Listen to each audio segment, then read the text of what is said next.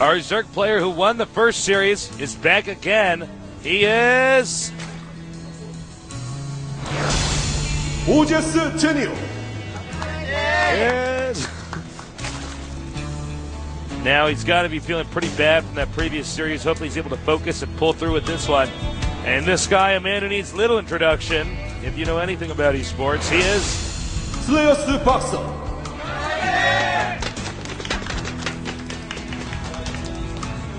Got a little Ninja Turtle green going on in those headphones. Both players here are desperately wanting to go into Code S. Slayer's Boxer, it would be just kind of almost, I want to say, shameful if he falls you. He's the Emperor, Tasteless. He's the leader of his team. He's a legend in esports. He's had some great finishes in the GSL, and he's just making embarrassing. I was getting all excited. I'm like, what's he doing? But no, and then Zenio has basically been around Code S and done great games for a very, very long time. Yeah. So I think we're going to see Proxy. I think he's going to build that there to float it down. Rex, yeah. I think he's going to make a barracks outside, and the drone sees both SCVs. And suddenly, wow, talk about timing. Talk about the universe bending to your will. Jeez, it's man. not my will, Tasteless. Oh, excuse me. To his will. All right. The thing is, I think he wanted to make 3 racks. Maybe. I think one was for scouting. I think he was going to scout and just go 2 racks. Yeah, it could be possible. That's my thought. We'll never know. I'm going to ask him. Then we'll know.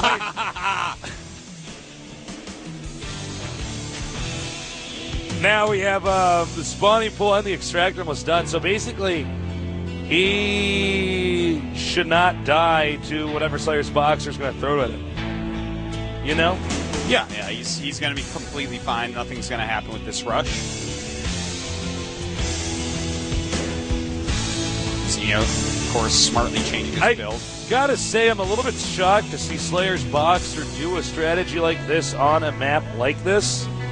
You know? It's like... Well, that's his bread and butter, Taste. This is doing stuff you absolutely do not expect. Now he's backing up. It's already Zerglings out, speed on the way. Hatchery being made in the main base of Slayer's Boxer. What is going on? This is actually pretty cool. What is going on? Okay, this is what's going on. He's going to make Zerglings out of that hatchery and maybe even a queen. I've actually seen silly stuff like this from time to time. Now, can the Marines go up there and attack it? Well, if they do, the front is going to be attacked by Zerglings.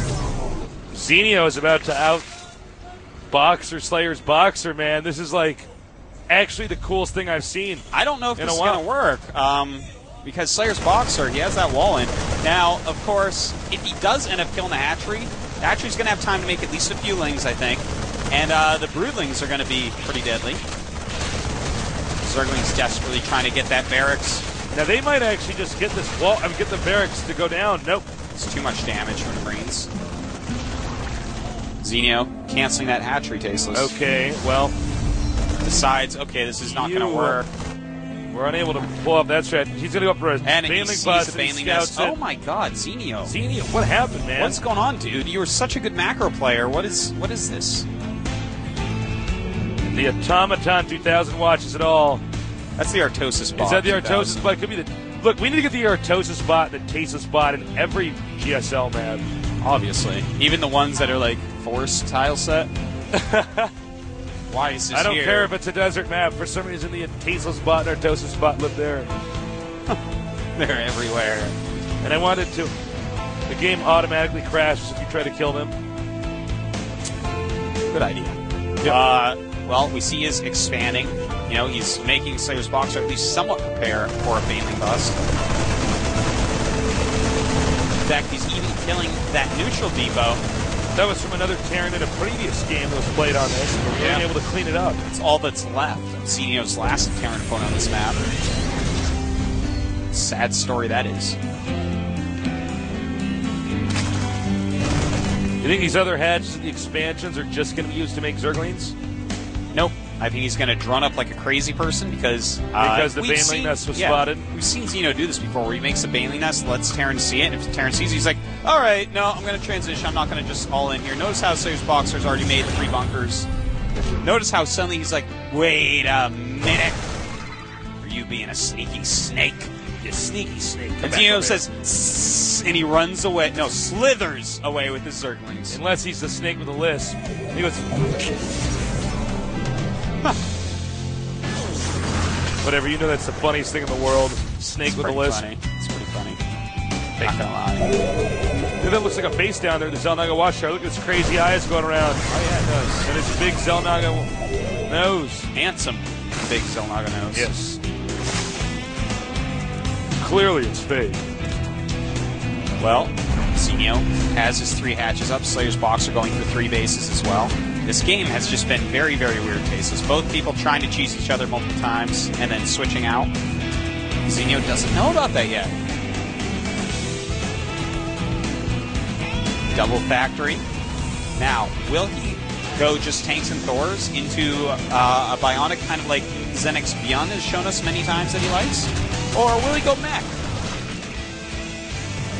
And it looks like he is in fact going to just do the Siege Tank Thor into bionic.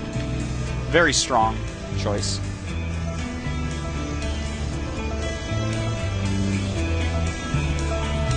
Armory on the way. All right, so he's basically going to go bio and get some Thors. He's getting Blue Flame first. Blue Flame? Yeah. The Blue Flame Hellions? Yes. Those. All right, Stim. You got to be careful when you have that tech lab on the outside. Yeah. Well, unless he has Banelings or Roaches out here for some reason. And if Zenio made Roaches walk across the map, I think the least of Boxer's concerns is losing a Stim upgrade.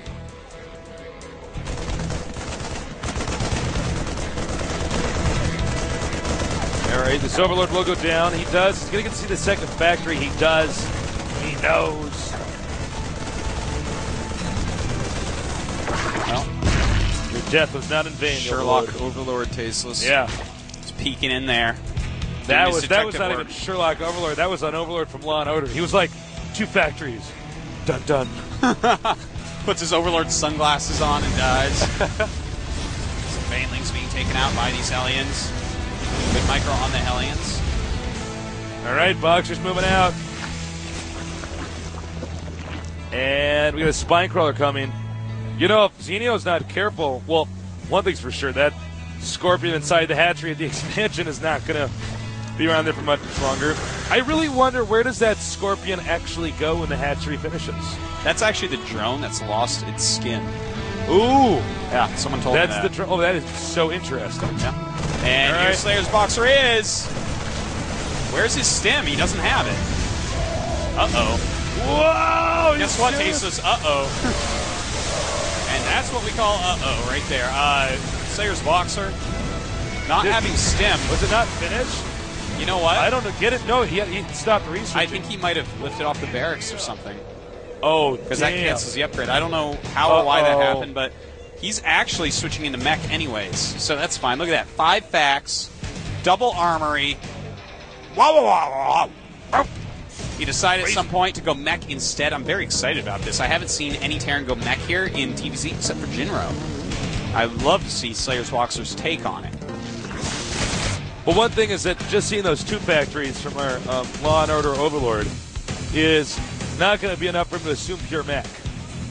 He's going to look at that and go, all right, he's going to get some Thors and just keep going Marine. In fact, seeing that many Marines, seeing the tech lab going, in fact, Slayer's Boxer just started another upgrade at the tech lab as Zergling came up. I was watching that. I'm sorry you guys didn't see it, but he is actually just keeps showing upgrades there. So it looks like he's not going for just simply. Sorry, looking at something else. Looks like he is not going for mech. It looks like he's actually going for a bionic mech. Of course, that's going to force Zenio into things like Banelings. In fact, he's getting Baneling speed right now. It's pretty useless against mech. Drives are hitting Thors with Banelings. Enough to make a grown man cry. You know, you net like minus 700 minerals and 300 gas. Ouch. There's some guy on Twitter that keeps giving me all these crazy stats about GSL games. I know. It makes me sound so smart. I love that. I love people that watch the show communicate with us on Twitter. By the way, add Artosis on Twitter. He's Artosis. Add Call Me Tasteless. Who's that? That must be me. Must be. Must be. I guess I'll call you Tasteless. There's somebody who's made a fake Twitter account of me. Nick Plot Twitter. Who's terrible at pretending to be me. Is he? Yeah. I thought that was you. No. It's a little bit cooler Call than Me you. Tasteless. Well, a lot of mech going on. There's a lot of Thors out right now. Zenio taking the map and making 15 mutas at once. Wow. That's a lot of mutas. You know, Zenio's actually doing a really good job. He's sending overlords everywhere, as you see. Little overlord migrations. Hatcheries going up all over the place. In fact, I gotta check this. 83 drones against 70 SCVs. You know, everything you're saying is interesting, but when I see that dish on top of the command center, all I want to know is how many TV stations they get in there. You know? Look at that. That's a pretty big dish. I bet it's one of those 300 channels, man. Well, it matters what faction. You might be able to watch Protoss TV on that stuff, man. You don't know. That's a possibility, but I think it matters which faction you're with. Because if you're a Menx boy, I think you only get the station where it shows Menx riding a horse all day. You only get Fox News. Well, a huge Thor timing is coming out. And I think he's just going to take another base with this, because this is just Thors and Blue Flame Hellions. A Nidus worm is being made right now, by the way. Looks like they're going to meet in the Mako reactor in the center of the map. The world is dying. Now, Thor is being Spreading them split out. up. Yeah, I wonder they're- if that's to stop mainland. ouch. Now, there's a lot of Banes here. I don't know if Zerk can take this on. He's certainly making a lot more Banes. Ideally, you want to have Brood Wars And right now. Slayer's Boxer is actually splitting up to deal with the Banes He's even going to better. shoot that Nidus Those Worm in the Banelings are butt. going to be so useless, I can't even tell you. Anamutas coming in, magic boxing. And Zenio Are you serious? taking out the army. Well, you know, he had a lot of damage in there. But I tell you, I am quite certain that Zenio spent more on taking out than Slayer's Boxer did on what he got to kill. These guys slept in.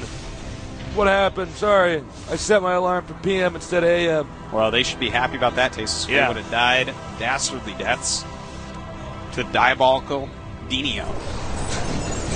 Like how I changed his name to Denio to make it alliteration. All right, so Zenio has lost that base. That's fine. He's still maxed out. And in fact, is he making more Nidus worms? Oh, wait, no, he lost the first Nidus. I was like, oh, I love it when Zergs actually go like 8 Nidus worms against Mech. I do that. I go like 4 Niduses, so you pop them all up at once, get your units out quicker. And Slayer's Boxer looks like he's staying on Thor's Tasteless. And he's got a Nidus Worm inside of his opponent's base. Oh, that's going to be so deadly. He's coming out. Really abusing the weakness of Mech, which is, of course, mobility. Those Thors are going to take about 3.5 days to walk back in the main base. By then, he's going to lose so much. He's losing all those SCVs there. He should have evacuated them quicker. Some will escape. And now here's the thing, is that he might be able to like do one of those Baneling right clicks on the planetary fortress. Yes, he may. Ouch. Thor's going down. So there's Boxer. As he gets up here, Zenio retreats through the Nidus network. Here's another one over here at this expansion.